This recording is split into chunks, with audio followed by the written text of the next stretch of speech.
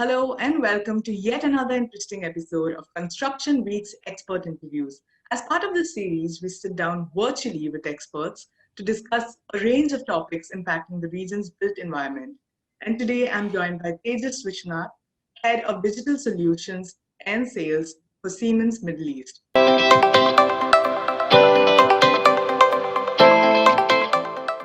So, Tejas, I'm sure we both agree that buildings today need to be many things. Of course, safe, smart, sustainable, efficient, and human-centric. So, how would you say Siemens marries all of these elements through its platforms and apps?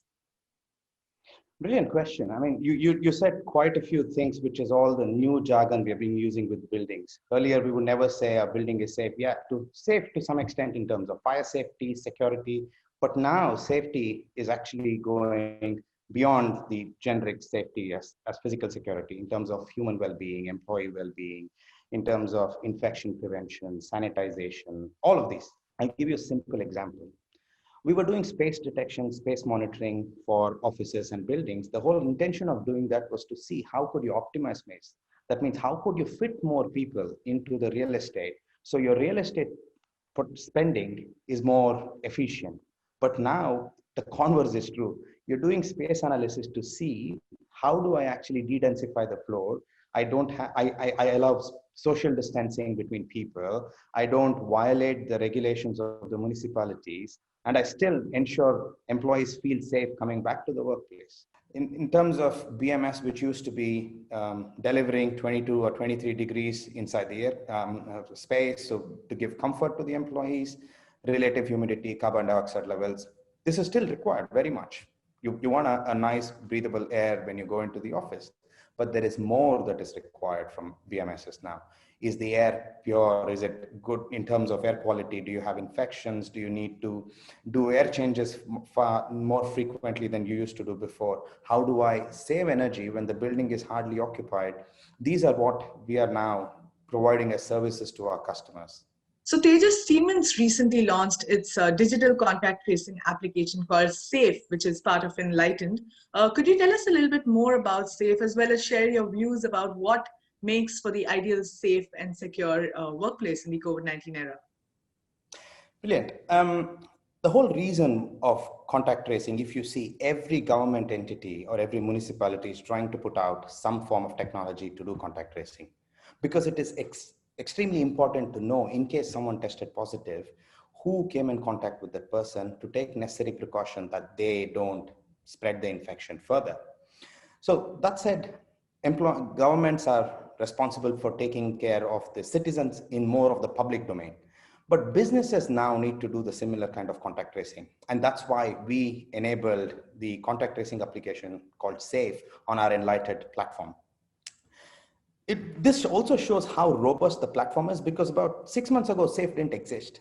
We had our real-time location services on the platform for doing people tracking, asset tracking, wayfinding. But because of the new challenges that businesses are facing, we immediately repurposed that and developed a new application called SAFE, which you could use for contact tracing. What can you do? Today, you're using it for COVID-19. In the future, you could use it for anything else. This could be a pandemic which runs maybe for a year or two, then we have a vaccine.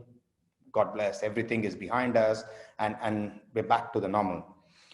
Now you have the technology which tells you the office is empty, business is running as normal. These areas of the office don't need to actually be occupied any further. And that intelligence now helps businesses adapt to the new normal and come up with the new ways of working and utilizing their office. Okay, that's very interesting. And my last question here is, of course, two-part. Firstly, what, according to you, is the future of building management systems? Because I know that you did touch upon how BMS will be required more so, in the future, and say now, and elements such as, or rather, platforms such as Comfy and Enlightened. I know that you touched upon how it will be needed even post COVID-19. So if you could tell us a little bit about the future of building management systems. Excellent. So if you consider, some buildings have BMSs, some buildings don't even have BMS, though they have air conditioning, they are just doing standalone control. BMS was required in larger buildings is what was thought before, and standalone control where they had a PC in the basement where an operator would sit and control everything. But I mean, everything is happening remotely. Banking is happening remotely. A lot of IT support is happening remotely. Why should also BMS not be done remotely? Why, I mean, there is so much adoption on cloud technologies and machine learning, artificial intelligence. All of these technologies are also getting into the building management side of things now. We are already doing this. We have a platform called Navigator, which we use to deliver our cloud-based operations and cloud-based facility improvement measures. We are also doing fault detection diagnosis, artificial intelligence in terms of predictive maintenance, where we are not reacting to something that happens. We are able to predict a failure and take preventive measure to ensure that that equipment doesn't fail or break, because the ramifications of that is far more significant now, because you can't afford for the air conditioning to shut down, or you can't reduce the number of air changes because you want fresh air in the building than before, because of just infection control protocols and the rest of it. That said, because the occupancy in the building is currently low, having technologies which can be remotely monitored by connecting the BMS to the cloud or to a remote monitoring platform. Our colleagues in the Advanced Service Center here in Dubai are now controlling about 90 sites. So they can log in remotely. They have an access full command and control center where they're monitoring and taking care of the employees or the customers' buildings remotely. And our customer doesn't have to worry about running a BMS. They can focus on their core business. Do you foresee the touchless and contactless workplace emerge as a continuing trend post COVID-19 as well? I think so, yes, because if you see all the changes that businesses are making today to adapt to the current situation are going to stay, because you've invested in such technology and you see the benefit of allowing employees to work from home. The productivity levels didn't drop, they actually became better, and also better work-life balance. Like that, technologies that are being adopted today, you've already made the investment.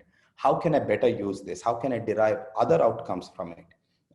Like simple example of, if a building had the BMS, when we went into the lockdown a few months ago and the building was empty, performed better than a building which didn't have the BMS, because the people with the BMS were able to put the building into something called a hibernation mode. So there are different types of changes that are happening in our workplace. And I think technology will drive that change. And post-COVID era as well, we will see businesses using these technologies to adapt to a new normal. And what we are calling the new normal today will become the norm then. And luckily, well, yes, this is an unfortunate situation, but we always come out better from anything that actually challenges us. Well, thank you so much for joining us today, Tejas, and for sharing your insights with us. I think you've made some very interesting points. It was lovely chatting with you. Absolute pleasure, Disha. Once again, thank you very much for hosting, and a great pleasure talking to you as well. Thank you very much. Thank you. So while that was all for this episode, we will be back soon with another one. Until then, like, share, comment, and subscribe to Construction Week's YouTube channel for more such content. Thank you for watching, and until next time, goodbye.